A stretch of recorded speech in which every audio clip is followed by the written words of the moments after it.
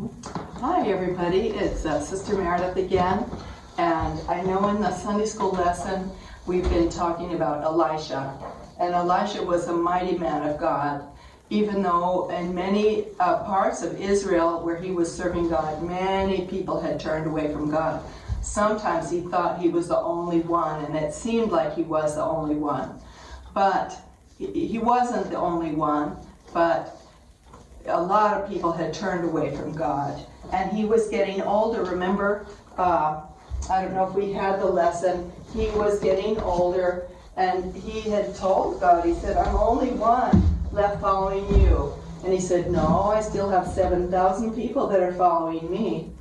But he knew that Elijah was lonely, so he gave him a younger man, Elisha, to help him.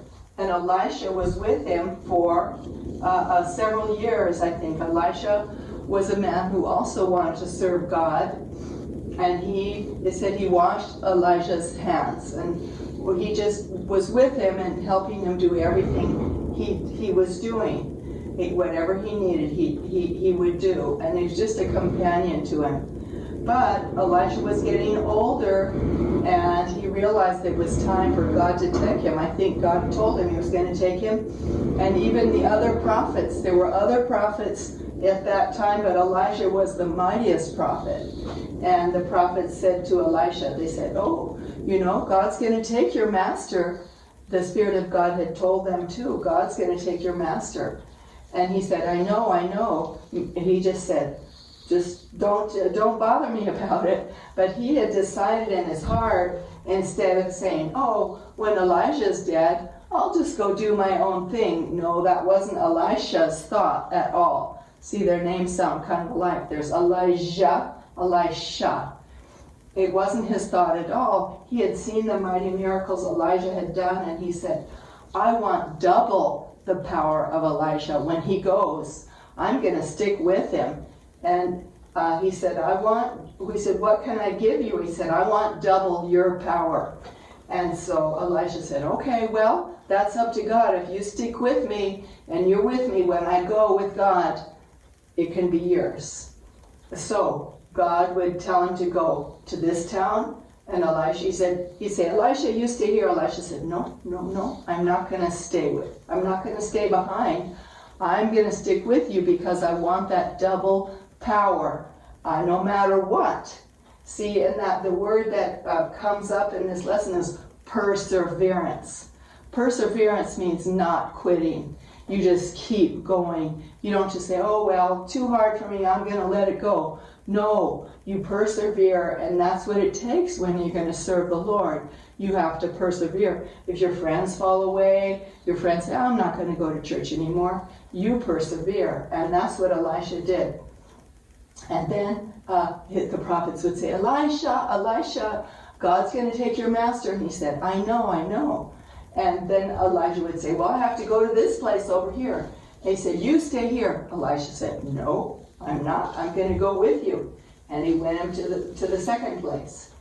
And then Elisha knew he was persevering. Elisha knew Elisha was persevering. God said, go over here. And I went over to Jericho, I think near the Jordan River. And Elisha said, no, I'm not going to stay. I'm going with you. Just like your dog. Did you ever have a dog that followed you to school and say, stay home? He wouldn't stay home. He said, I'm going to go with you. And then all of a sudden that day, they were near the Jordan, and Elisha had a cape.